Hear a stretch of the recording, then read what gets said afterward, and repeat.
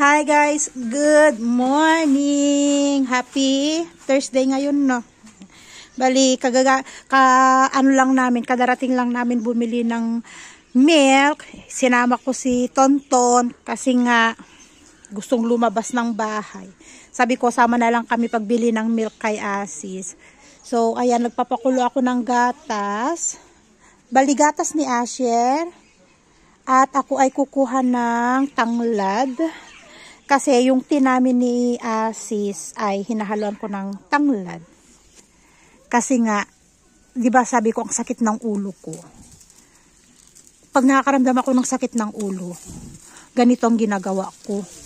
Nangunguha ko ng tanglad, inahalo ko sa tea. Minsan, black tea na may tanglad, iniinom ko. Nagpapakulo ako ng nito, tapos yung napagpakuluan yun lang ang iniinom ko. Kasi feeling ko parang, pag sumasakit ang ulo ko, feeling ko parang nabinat ako. Kaya umiinom ako ng tanglad tea. Ayan. So, ihalo natin dun mamaya.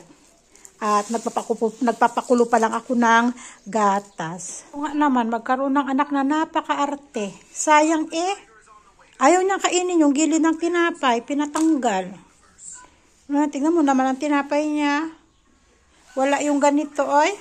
Samantalang kami nung bata, kami kinakain namin to. Kaarte. Nakatika pa. Pumunta siya doon, nagpupuja itong kapitbahay, yung nanay ni Sunil, si Ama, Tulmami.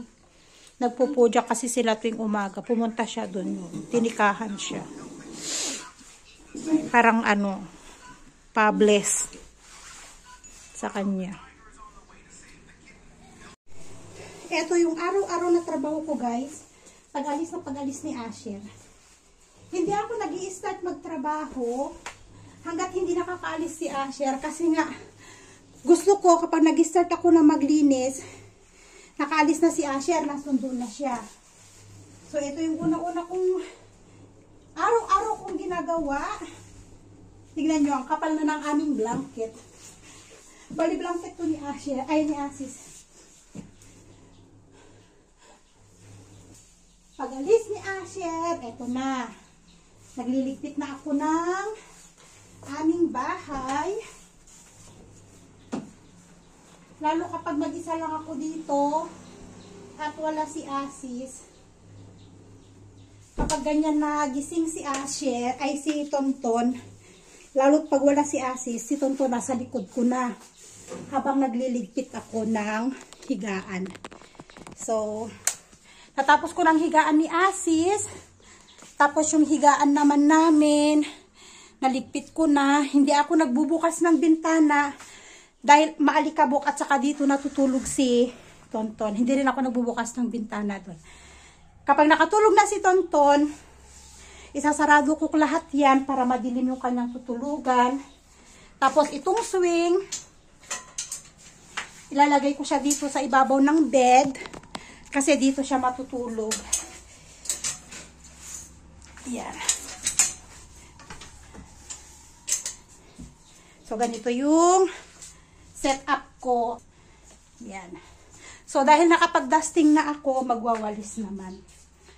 Dahil nandito si Asis, nasa kanya si Tonton. Kaya, medyo maluwag-luwag ako maglinis-linis. Pero mamaya, pag mag-start na si Asis magluto, for sure, nasa likod ko na si Tonton.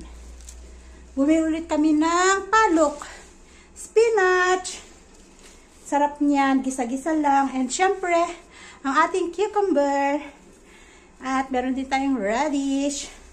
At ang hindi mawala-wala sa kusina namin, kamatis. At usong-uso na naman ang cauliflower. 350 lahat yan.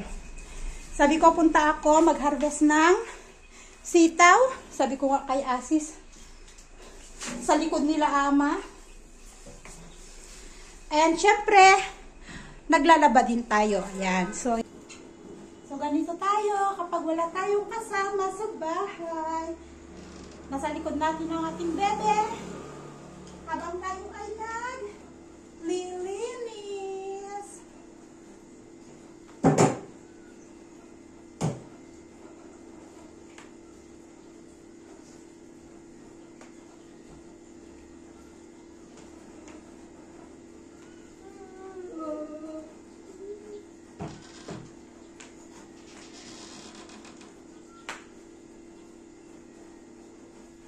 O, diba? O, dito naman tayo sa kabilang kwarto. Magmamap.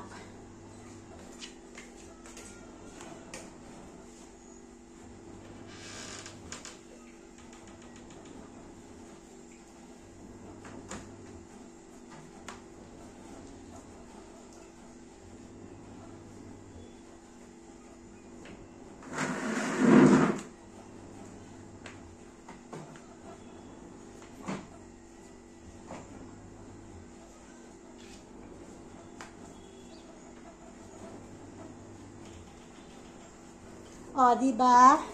Kasama ko siya hanggang paglinis sa CR. So, ayun guys. After natin maglinis. Tapos na akong maglinis.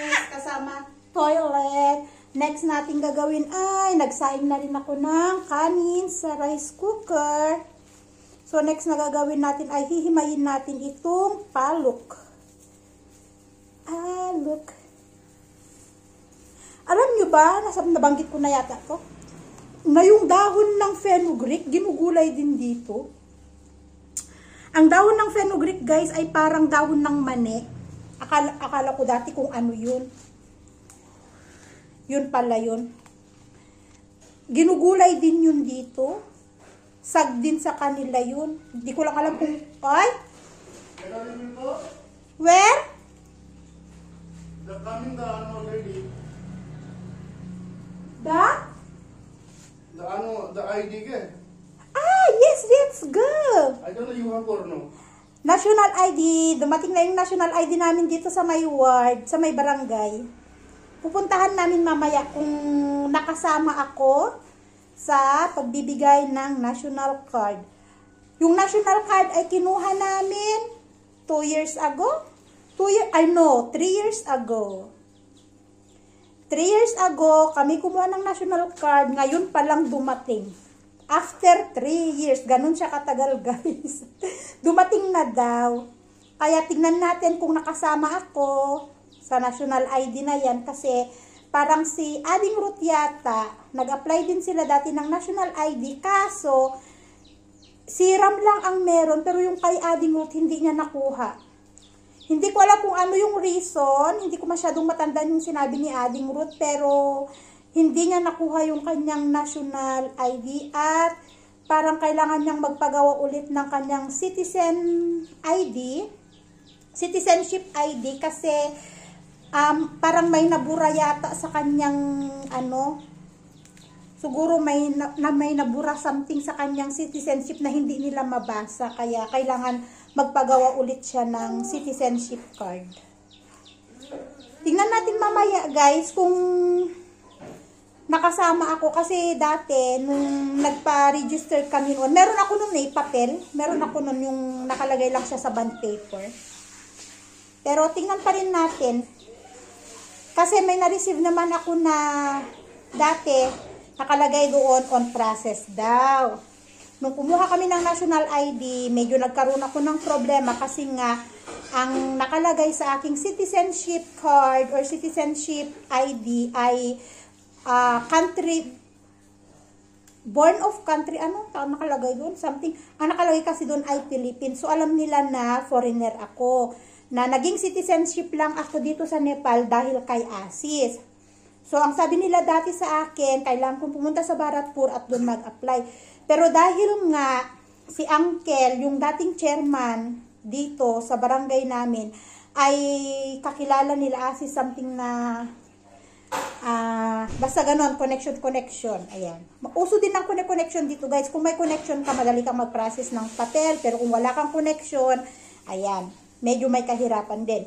So, ang nangyari, dahil nga may connection, sabi ni Uncle, dito naman siya nakaregister, ang address naman niya ay dito sa Kairahani, bakit hindi nyo bigyan, bakit hindi nyo i-register? Ayon, may tinawagan si Uncle na taga Bharatpur, tapos, yon, sabi nila, okay, bigyan ako ng ipa-register ako ng national ID. 3 years ago yon dati. Mama, wow, very good, Mama. So, nabigyan ako ng papel na registered ako sa national ID nga. Ngayon, dumating na. So, So, titingnan natin kung nakasama ako sa national ID na yan. Parang national ID parang sa atin din. Yung may, that one papa, the one have chips? Oo, yung parang sa atin din. Kung ano yung itsura ng national ID sa atin, ganun din ang itsura nun. I didn't see that one though. Kasi yung citizenship, parang ano lang, parang ID lang kasi yung citizenship. Nakita nyo naman yung citizenship namin, di ba? Ganun lang. I didn't see. What time we will go? How much people happy? Ay, ang daming tao daw. Ay, after it. Too much people. Yeah, after it. This one tonight not gonna cook now. This one? Yeah. Ay, give me bata. So that we can wash now and put in the fridge. Because I know what call for this name. Have their dal and the French fries. Ah, from last night. Ah, okay. Hindi kasi ako kumain kagabi kasi nga galing ako kay Josibel. Kumain kami kina Josibel. So pag uwi dito, hindi ako kumain. Silang mag-ama lang. Give me bata so that we can wash this one and we can put it in the fridge for tonight. Akala ko ngayon to. Sarap nito eh. Gisa-gisa lang palok. Hindi ko alam kung anong English nito. Nabasa ko lang, sabi, spinach daw. Variety ng spinach. Yeah. Eto. Para siyang dahon ng radish. So, pupunta tayo mamaya after lunch. Tingnan natin. Marami pa daw tao eh. Madali lang naman yan kasi pangapangalan lang naman eh. But why they are not gonna give all daray-daray, give one people, then one people distributing? Better. Diba? Lahat ng daray. Dito thumping daw like this. Ah, may signature na na-receive. Oo nga naman. Without thumping not gonna give daw. Oo nga naman. Eh, they will bring also the notebook. Sa notebook lang naman yun magsi-signature.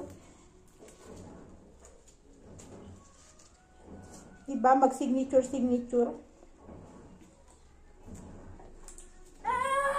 Ay. Lalalan. Ayan na, ano na siya. Naiinip na siya sa likod ko. Papa, you take na tonton on my back. Oh. His turn. His turn. Papa, why we're not gonna plant like this? Maybe there's a seed in the... You remove food. I have to. Diba? Malamang may seeds to eh. Na itatanim eh. Ibubugod. Palok. They said it's spinach this one. Variety of spinach. Look. Marumi nga ang kamay ko Papa. You put him on the couch. Para maitapos ko ito, mahugasan, mailagay sa fridge. O, di wala na. Tapos na ang trabaho. Di upo-upo na. At tatapusin ko yung ginagawa kong crochet ko. Gagawa ako ng aking bonnet. Gagawa din ako ng aking bonnet. Nandito kami sa Parisa guys. Paano? Nahulog tong mobile ko. Nag-shutdown. Hindi ko na mabuksan. Kaya sabi ko, sis, pa-fix mo yung aking mobile. At importante ang aking mobile. At pang video-video. Kaya kami nandito. Ngayon yung mobile ko naka-bandage na naman. Parang naoperahan na naman. May mga rubber. Make operation. Nagsasampay ako. Nahulog yung mobile ko. Hindi ko na mabuksan. Nag-shutdown na. Kaya iyan. Takbo kami dito sa Parsa para ipa-fix. Ngayon okay na, may bandage nga lang. Uwian na.